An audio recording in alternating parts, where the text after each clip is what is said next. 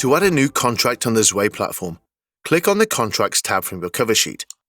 This will take you to the main Contract Manager dashboard. Here you can click on your Contracts widget in the top left-hand corner. You will now be able to see a full list of your existing contracts.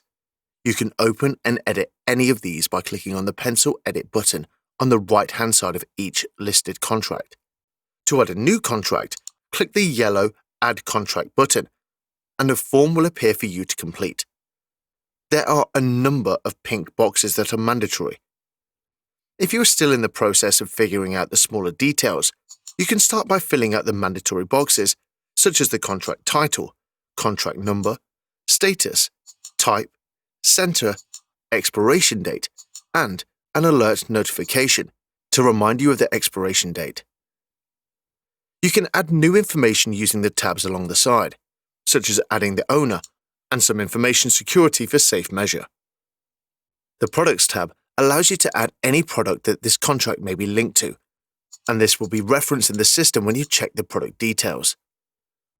If the contract is something you want to keep more personal, or you don't want a lot of other people coming in and changing the information, you can mark this contract as private by using the checkbox in the bottom left corner of the form.